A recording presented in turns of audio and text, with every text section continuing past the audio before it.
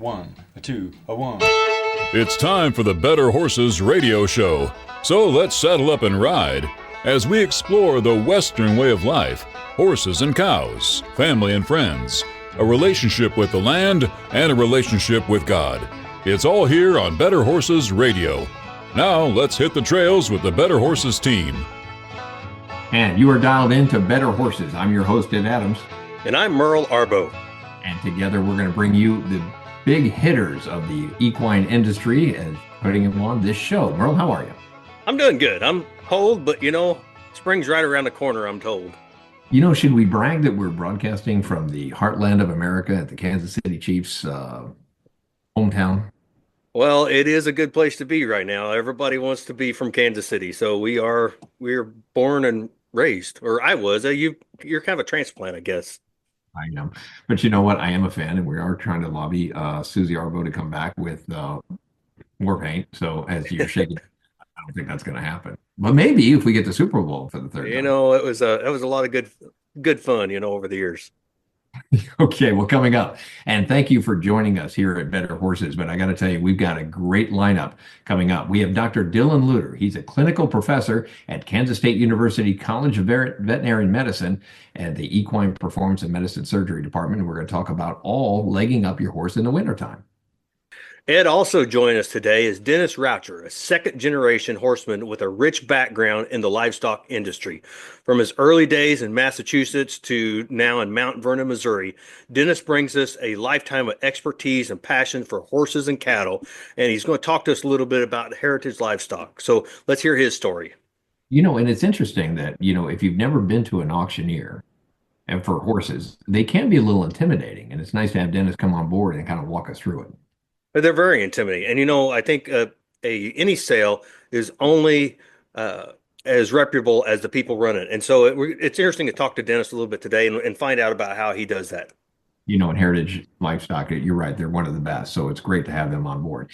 And in our last segment, I'm kind of excited about this. We got two really talented horsemen that are going to get together, Joe Connolly and Russ Brown.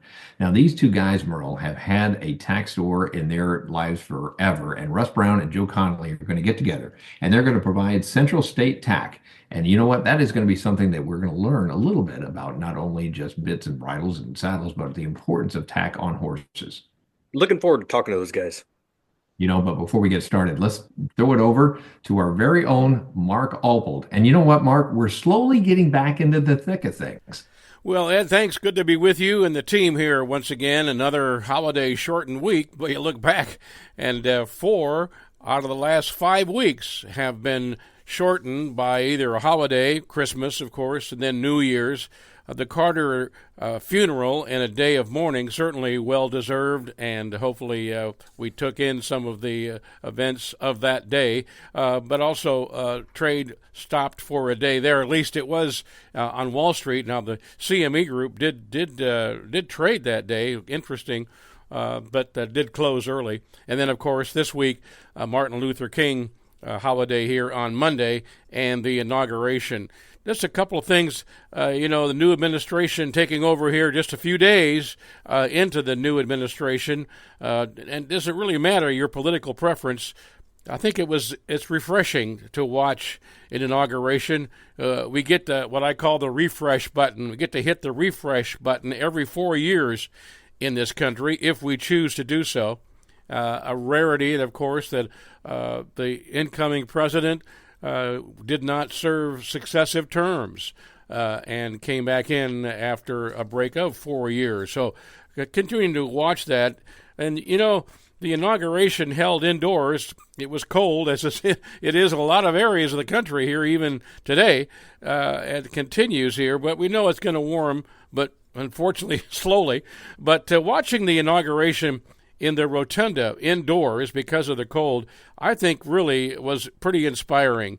And just to watch the transfer of power in a peaceful manner and with all the differences that have taken place and continue to take place, but the transfer of power happened again this week. Now, what will the new administration mean for agriculture?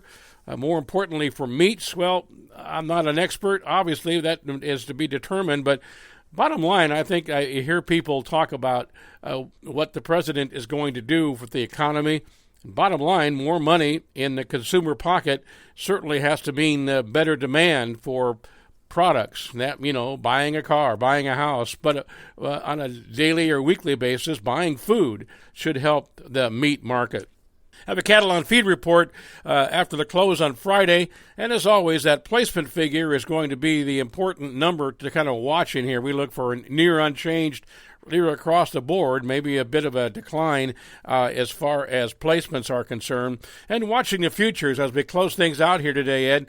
Watching those April live cattle futures, a nice rally here. We think we'd like to hold April at the 194.5 or better.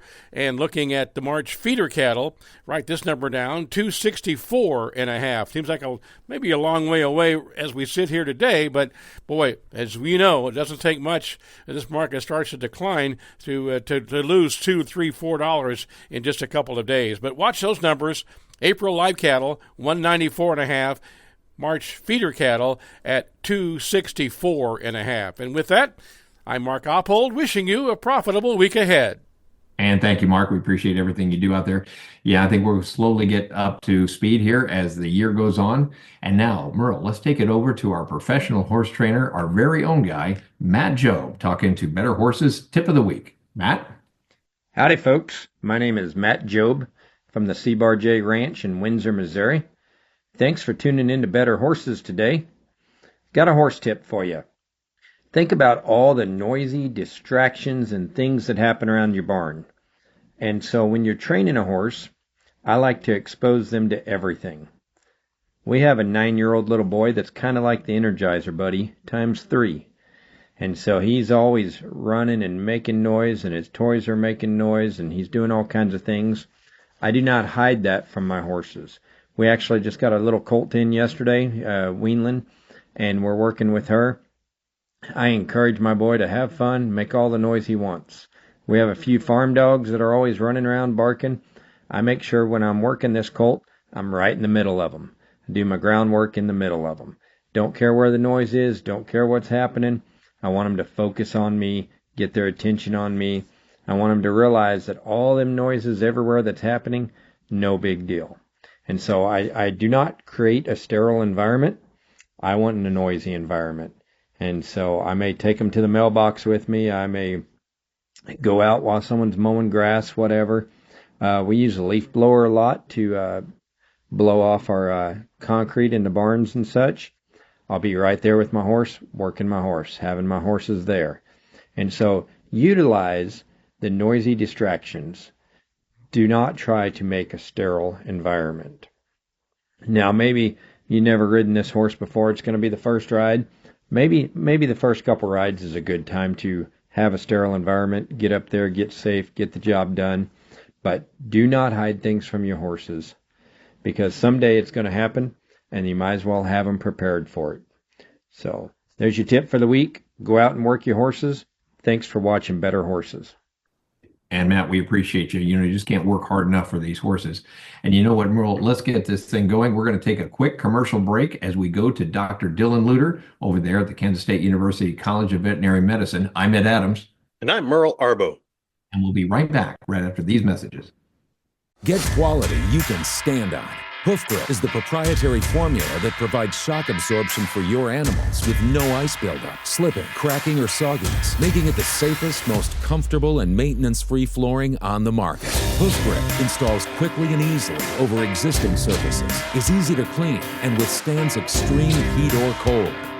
From vet offices to barns, wash racks to trailers and more. Visit hoofgrip.com to find a dealer in your area today. We're here for the hardworking, the resilient. We're for the people who measure their days by what needs to get done, not by hours. Where kids learn responsibility at a young age and generations work side by side. Where work doesn't pause for holidays or bad weather. It just gets harder. Where value and hard work means more than the clothes you wear. We're Kleinschmidt's Western Store, Higginsville, Missouri. Routine dental examination and treatments are essential for high-quality horse care. To prevent potential problems, a horse's mouth should be examined at least once a year. I'm Dr. Chris Blevins, Equine Field Service Veterinarian at Kansas State University Veterinary Health Center. We can examine the mouth and provide a treatment plan to meet the needs of each client and their horse. Visit us at ksvhc.org, the Veterinary Health Center, to discover, to teach, to heal. Hey, it's Alex Gold from Max Motors in Belton with their huge year-end heavy-duty sale. Every new 2024 Ram 2500 in stock is 20% off MSRP. New 2024 Jeep Grand Cherokee up to $13,000 off MSRP. Stock number S240367. Must finance with dealer lender. Offer expires 1/2/25. And if you're looking for the max trade-in values in the Midwest, it's Max Motors, just a short drive to Belton. Max Motors, the easiest place to buy a car, maxmotors.com.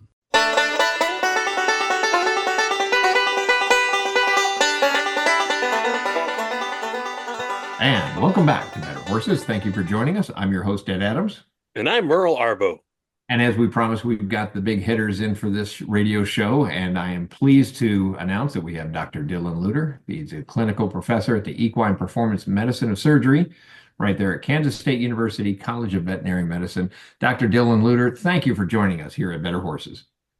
Oh, you're very welcome as always. You know, Merle and I were just talking about how cold it gets out here in the Midwest. And let's talk about a little preventative medicine here, if you don't mind. And we'll talk about basically, your diagnosis and treatments of making sure that we don't hurt our horses and things we can do as far as rehabilitation for our horses. What's your thoughts on this kind of cold weather? Oh, it's always tough, no matter what you're dealing with when it gets this cold. And even whether you're in the far north in Montana, North Dakota, Minnesota, or you're down here, I think you got to deal with the as producers and veterinarians alike, just making sure your horses have good, clean water that's open that they can get to, and monitoring that intake, because this time of year we really worry about impaction colic setting in when horses, they just don't want to go to their water trough and get enough water. So, we talked about that going into this winter, and I think in the impaction colic is very, very needed. And we're talking about water conditions, things of that sort. Is there anything that we should be doing as far as implementing more hydration into these horses, other than just providing a good, clean watering source? And I get that, but anything else that we can do for those that are really scared of being colicking this time of year? Yeah, I think, one, at a nice clean water source, and changing that water maybe more frequently than you even think. It's kind of sometimes horses, I've noticed it in my own horses the last few weeks, they stop drinking for a day or two, and you got to change out a fresh bucket of water. But also, if you're trying to promote them drinking, making sure they have adequate source to salt, and maybe even adding in top dressing on your grain, just a teaspoon, or work it up slowly because you don't want to dissuade them from it, but adding in a little bit of salt or electrolyte water to promote them drinking is really useful. Well, do you have any tips on recognizing maybe the early signs of stress or discomfort of horses, during these colder winter months? Yeah, I think the biggest thing probably that I would look for is specifically thinking about colic, just a change in general attitude and appetite. So many times, we all know the severe picture of colic, the horse throwing themselves down and thrashing, but colic is just a general term of abdominal discomfort. And so if you have a little bellyache because your stuff's not moving through your system quite as fast as it should, and a horse will go off feed sometimes for several days in a row, or reduced feed, maybe you don't notice that because you're out there early in the morning and late at night when it's dark, but just really monitoring their attitude, make sure they're coming up, they're friendly, they're interacting with you, make sure they're cleaning up their morning and evening feed, is probably the biggest tip that I can give you. Otherwise, a horse that's standing in the back of their pen or the back of their stall, facing away from you, not wanting to look at you, that's a horse that's not feeling good. Yeah, that's a good. And we were talking about riding as much as we can in the wintertime. And with so many types of grounds that we're dealing with and people riding in the snow and the ice, and we're talking about tendon injuries right now, and diagnosing that is going to be very difficult. What are some of the proper things we can be doing to try to eliminate that type of treatment? To try to eliminate or reduce the impact of a tendon injury?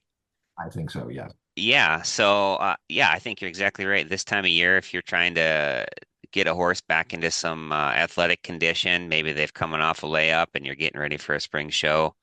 Um, that's that's the time of year where injuries happen because they're not maybe as fit as they ideally would be. So making sure that you can control the footing as much as possible, have good footing conditions, and not not have to deal with those uneven icy chunks or anything like that.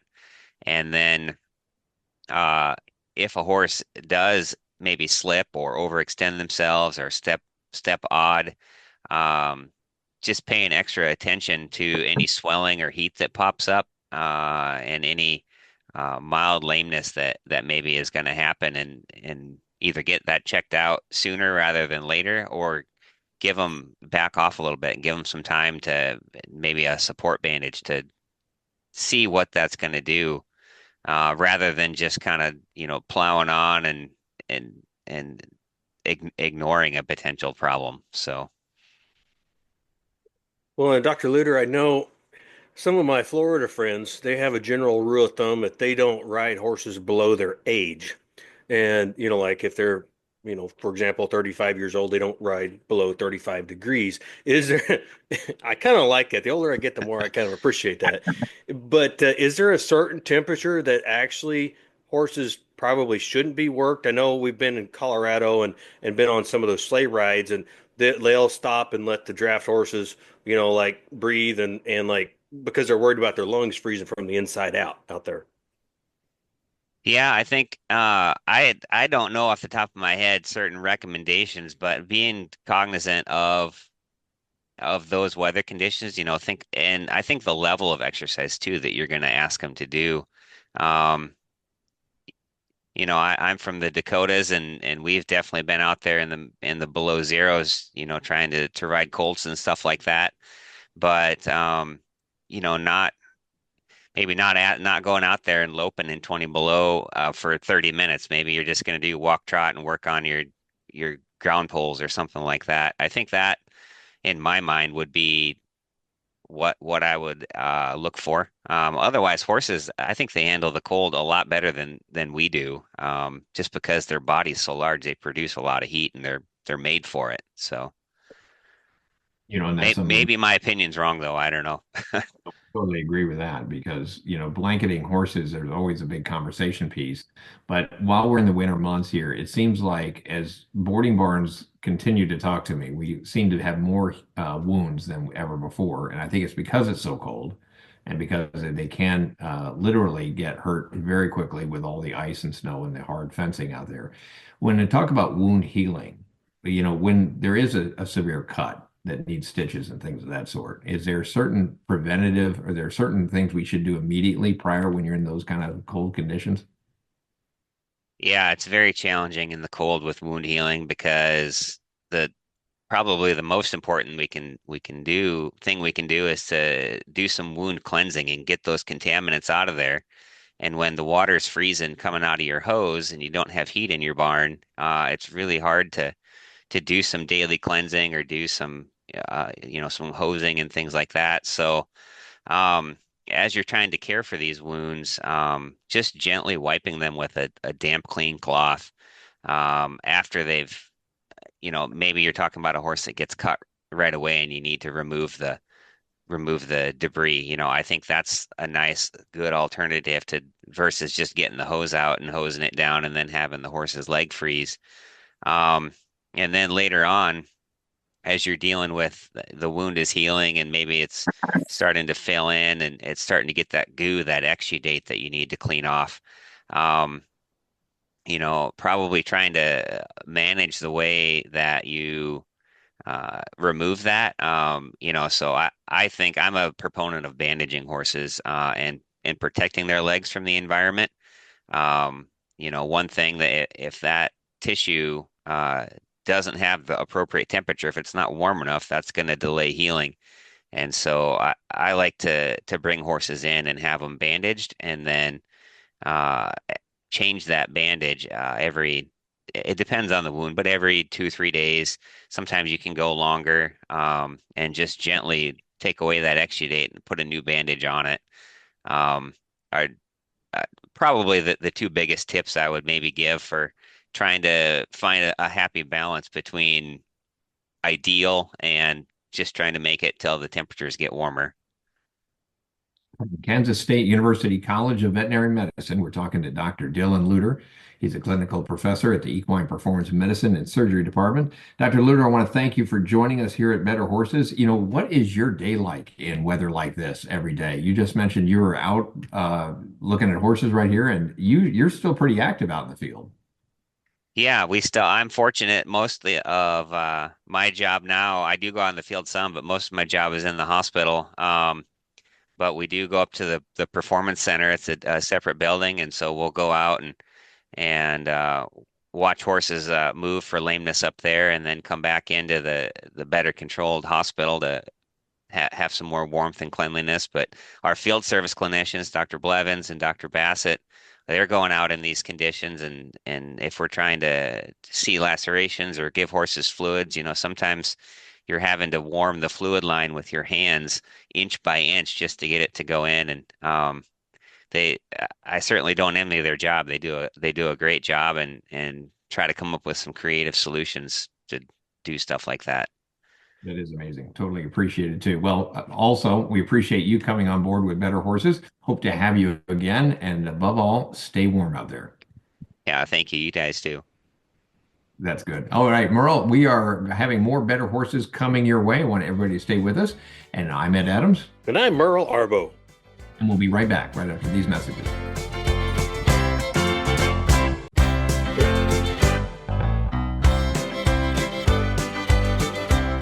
Welcome back to Better Horses. I'm Ed Adams. And I'm Merle Arbo. And Merle, we get to talk all about horses, and this next segment is going to be pretty exciting. And what's really funny, this is easy to do because this segment is brought to you by the Heritage Tractor John Deere dealers. Now, if you want to explore all of your options that you have with John Deere tractors, and you're in Kansas City, Missouri, or Arkansas, you can complete all of your needs right there by checking out heritagetractor.com. And you know why it's so easy to remember this? Because our next guest is with Heritage Livestock, and it's Dennis Raucher. And Dennis has come to us as not only just a good horseman, but he's also coming to us that he's run Heritage Livestock. And we're going to take kind of an economic approach to this and talk about what it's like to own horses, to get a good sound horse, and actually go to a livestock sale when you're looking at horses. But before we get started, let's welcome aboard Dennis Raucher. Dennis, welcome to Better Horses. Yes, sir. Thank you for having me.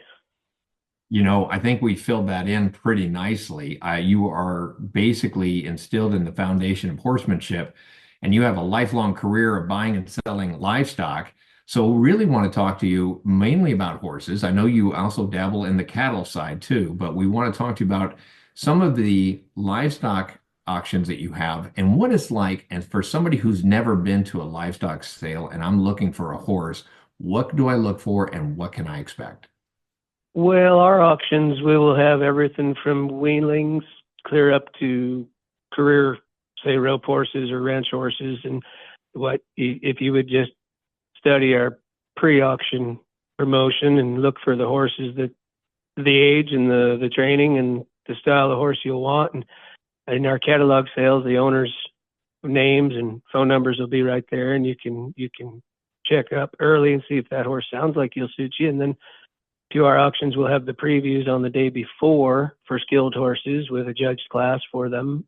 It doesn't matter if it's a 2-3-year-old or a 22-year-old horse. They're entitled to show them in our class, or we call the proven session.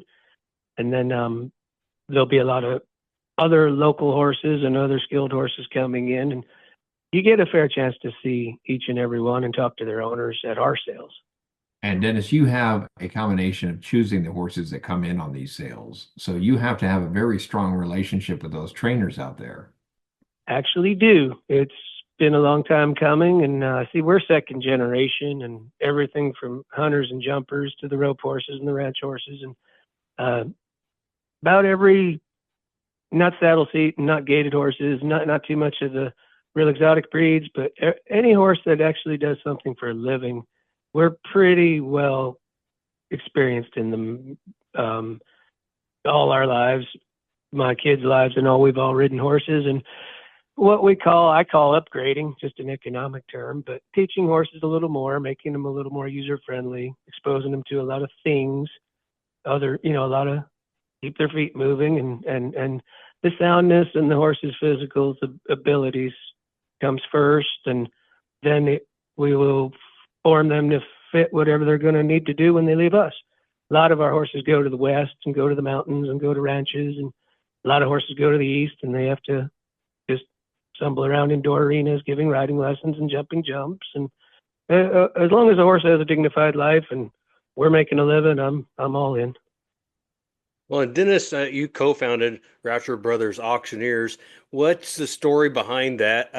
I'm guessing you have a brother. How did that come about? Well, I actually have three older brothers, and we were all in the horse business back when we were in the East, Massachusetts. And my older brother Donald is one heck of an auctioneer. Auctioneers are born, not made, and he is an auctioneer. And when I got out of auction school, we started us a little company. We did more or less farm sales and dispersals and city surplus and things. And my wife and I moved our family to Missouri in 2004.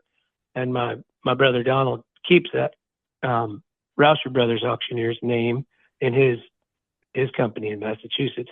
He does very little with horses anymore since our families all moved off.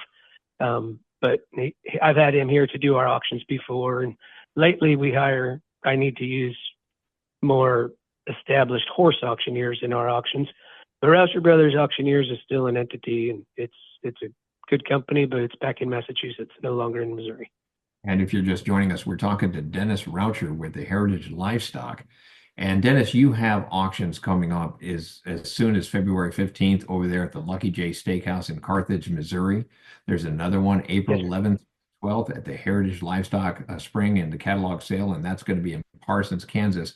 You know, one of the things I want to ask you and talk about the economics of the horse breed is, do you see the demand as high as it ever been, or do you see it leveling off, or what's your thought process on what the horse flesh is going for today? And I know we have to categorize that with skilled, mature horses and all breeds and disciplines there. In my opinion, they've been actually too high.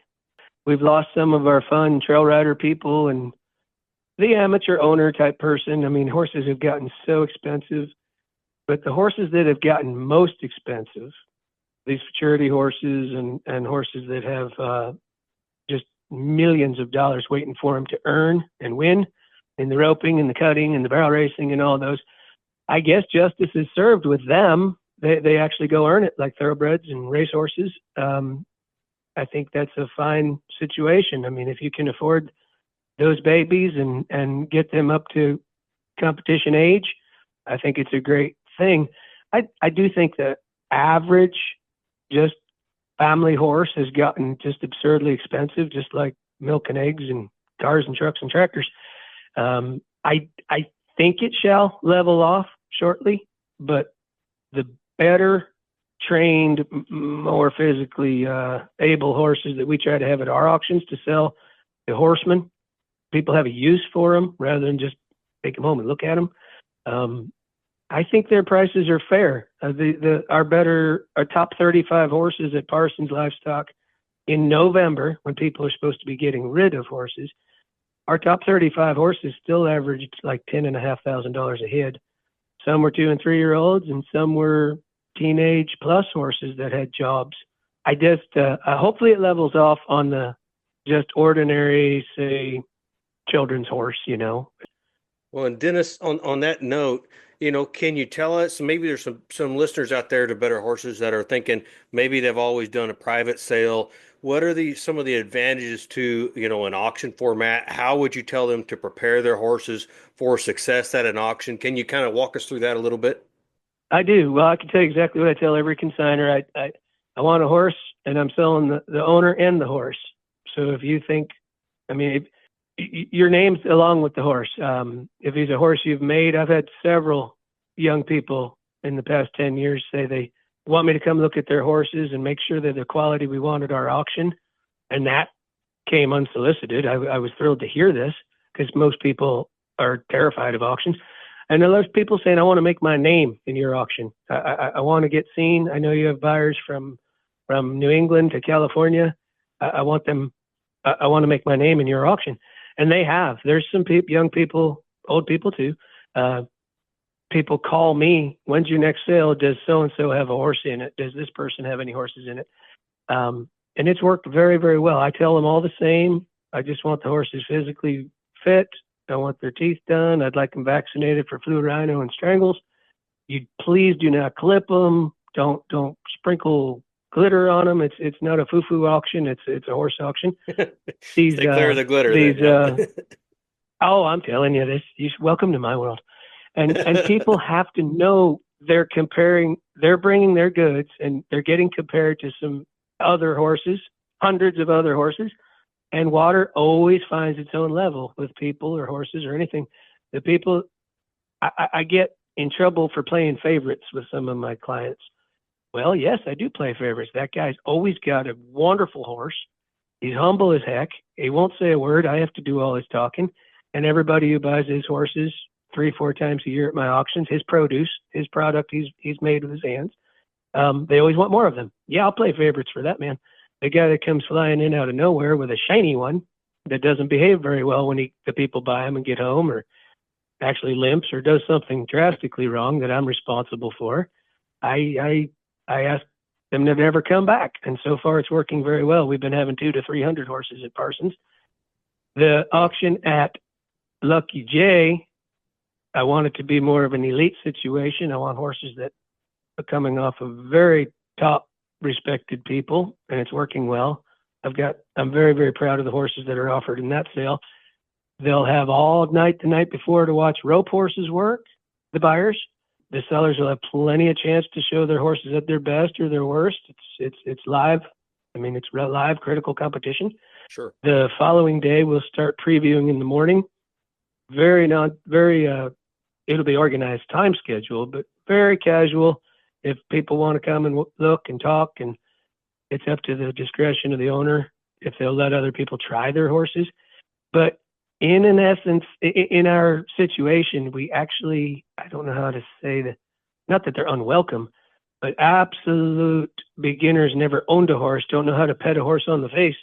I try to steer them away from buying at auction because all they're going to buy is looks. People need to know they're responsible for their purchase after they buy it. They need to know what they're buying and be able to distinguish one horse from the other, what will suit them. I'm going to keep talking, see a lot of sales offer these guarantees, monstrous guarantees to please the buyers. And I actually cannot. I guarantee that the horse will be sound and free of bad habits unless they're disclaimed on the entry. Some horses crib, some horses weave, some horses, there's things I won't put up with, a biting horse or a kicking horse or anything like that. We won't have them. But a lot of these things that talented horses have, I've got a few bad habits myself. They're entitled to the horses will have some problems. They'll have some leg wear. They'll have some issues about this or that, or they don't like clipper machines or baths, or and there's things that people got to put up with. And if you're a horseman, you will. And I don't want any surprises for our buyers. That's exactly right. And we're talking to Dennis Raucher there at the Heritage Livestock. And there are 2 big sales coming on February 15th at the Lucky J Steakhouse in Carthage, Missouri. You can make that April 11th and 12th. He'll come over there at the Parsons Livestock Auction there at Parsons, Kansas. And if you want to get a hold of Dennis Raucher, you can get a hold of him at heritagelivestock.com. His phone number is located. Dennis, thank you for joining us here at Better Horses. Always wanted to get that qualifier before we head over there to the horse auction and what to expect. Oh, absolutely. Thank you for having me. And like I said, people are more than welcome to come and look, and I think the horses offered will be very respectable to everybody's eyes. And looking forward to it. All right, everyone, I want you to stay with us. We've got more Better Horses coming your way as we talk about horse tack. I'm your host, Ed Adams. And I'm Merle Arbo. And we'll be right back right after these messages. Hi, I'm Dr. Dylan Luter, a specialist in equine performance medicine at the Kansas State University Veterinary Health Center. Our new service focuses on lameness diagnosis, advanced imaging, physical therapy, and regenerative medicine for horses with injuries preventing them from performing at their best. We can treat a variety of conditions and design a customized rehabilitation plan to meet the needs of each client and their horse. Visit us at ksvhc.org, the Veterinary Health Center, to discover, to teach, to heal. From the farmer to the DIYer, the homeowner with a yard to mow to the landscaper with hundreds to mow, at Heritage Tractor, we are deeply committed to your unique needs. We're here for you, and we're here for the long haul. We're not just located here, but we're part of this place. Our John Deere equipment and highly trained staff empower you to turn dreams into reality. Whether it's tending to your fields, running a business, or enhancing your piece of paradise. In all the ways that matter, Heritage Tractor is here for you. Established in 1956, the Pinto Horse Association of America was formed to welcome all types of equines and maintain their show records and pedigrees. PTHA currently has over 88,000 members with 157,000 registered Pintos. There are currently 3 separate registries: the Color Registry, the Solid Registry, and the Long Ear Registry. We welcome all levels of competition within a family-friendly environment. Become a member, register, and add value to your horse. For more information, check out the website pintoworld.com. Get quality you can stand on. Hoof Grip is the proprietary formula that provides shock absorption for your animals with no ice buildup, slipping, cracking, or sogginess, making it the safest, most comfortable, and maintenance-free flooring on the market. Hoof Grip installs quickly and easily over existing surfaces, is easy to clean, and withstands extreme heat or cold. From vet offices to barns, wash racks to trailers and more. Visit hoofgrip.com to find a dealer in your area today. We're here for the hardworking, the resilient. We're for the people who measure their days by what needs to get done, not by hours. Where kids learn responsibility at a young age and generations work side by side. Where work doesn't pause for holidays or bad weather. It just gets harder. Where value and hard work means more than the clothes you wear. We're Kleinschmidt's Western Store, Higginsville, Missouri. It's time to go with United Mosquito and Fly Control's premier fly system for fly control in your barn, providing relief for horses from the stress of fighting flies, and also makes the barn more pleasant for everyone in the barn. Easy, effective, and safe. With United Mosquito and Fly Control, we provide a full service. You as the barn owner don't have to do anything. We go everywhere and take care of everything with our friendly fast service. Call today at 913-558-3814 or email Paul at unitedmosquito.com. Hey, it's Alex Gold from Max Motors in Belton with their huge year-end heavy-duty sale. Every new 2024 Ram 2500 in stock is 20% off MSRP. New 2024 Jeep Grand Cherokee up to $13,000 off MSRP. Stock number S240367. Must finance with dealer lender. Offer expires 1/2/25. And if you're looking for the max trade-in values in the Midwest, it's Max Motors, just a short drive to Belton. Max Motors, the easiest place to buy a car, maxmotors.com.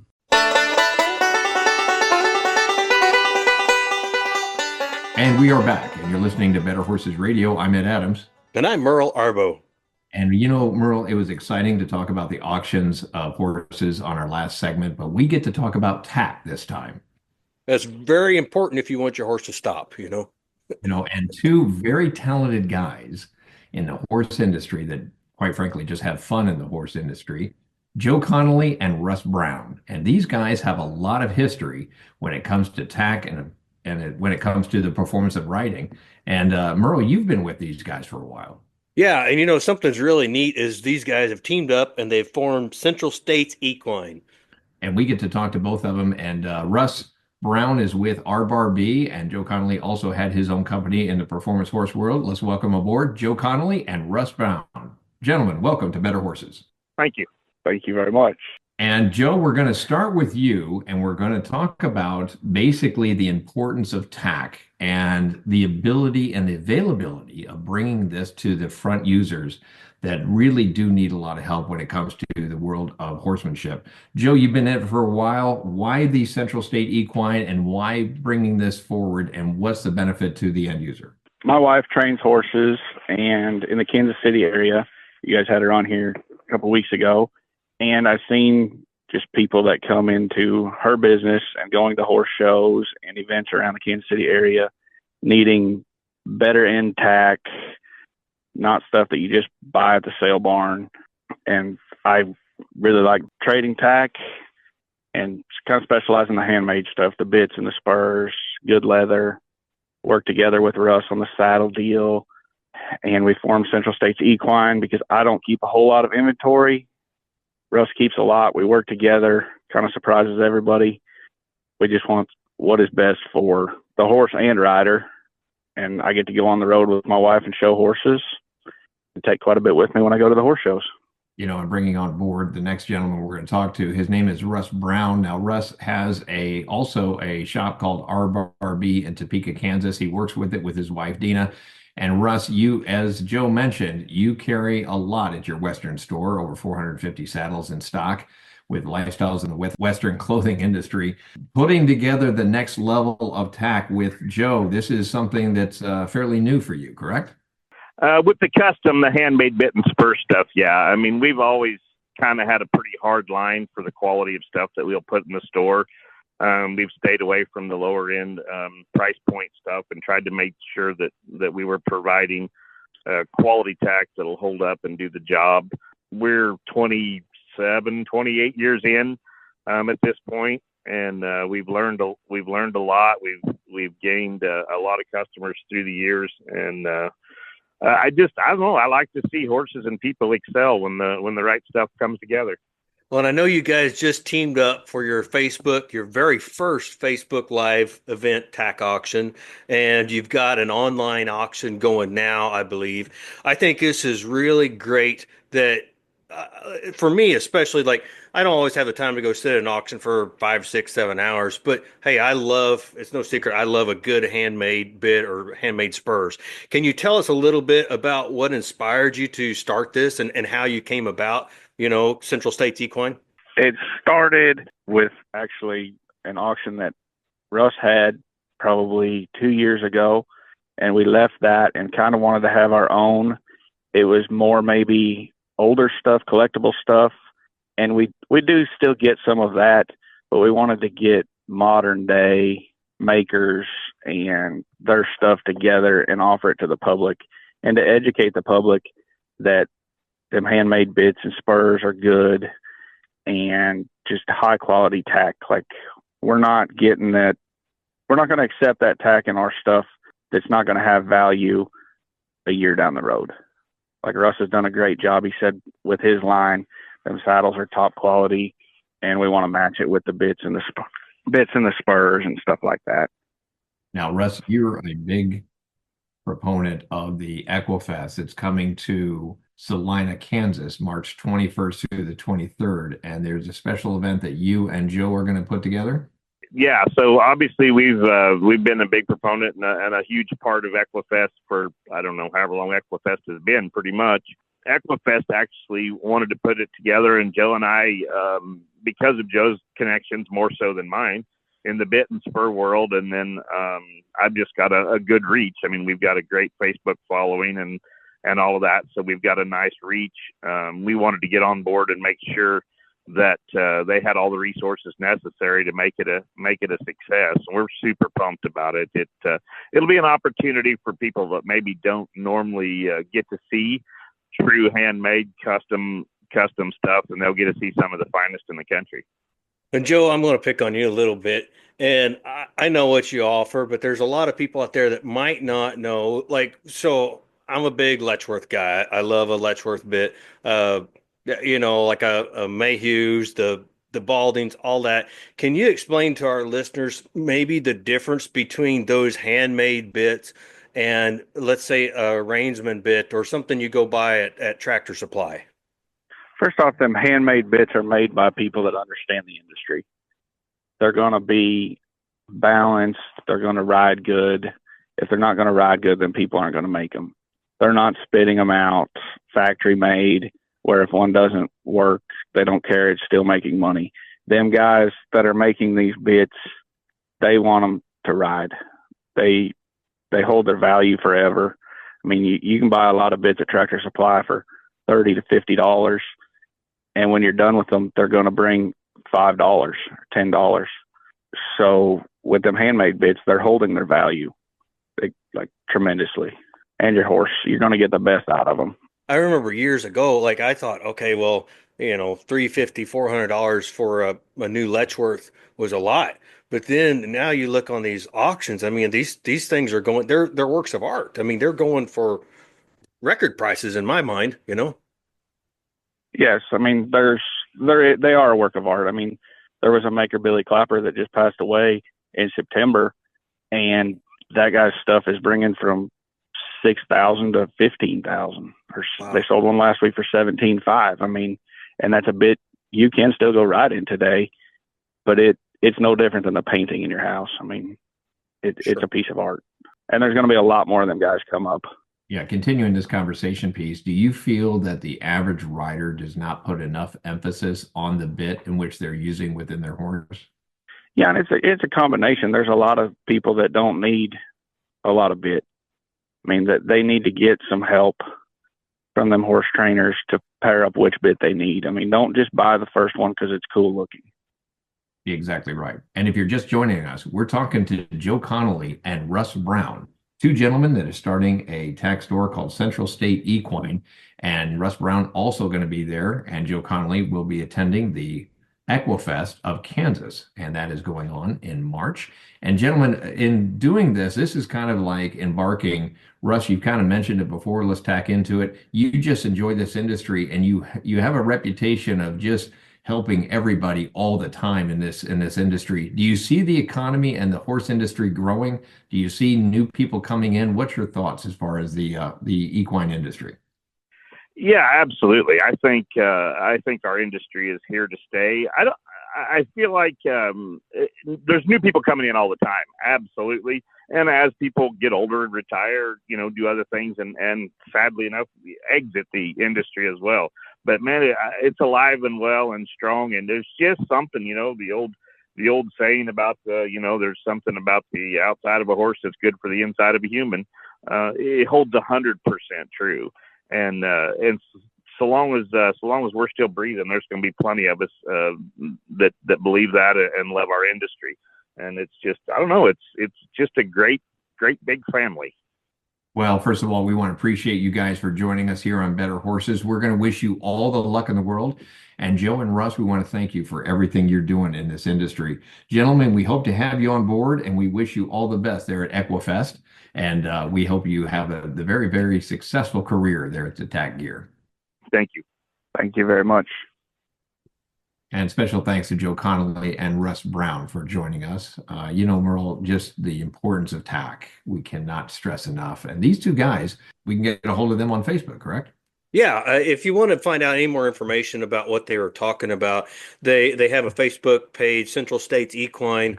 I know Joe's got his own Connolly Equine, and Russ has got R Bar B. So hit them up on Facebook, and you can find all their contact information there.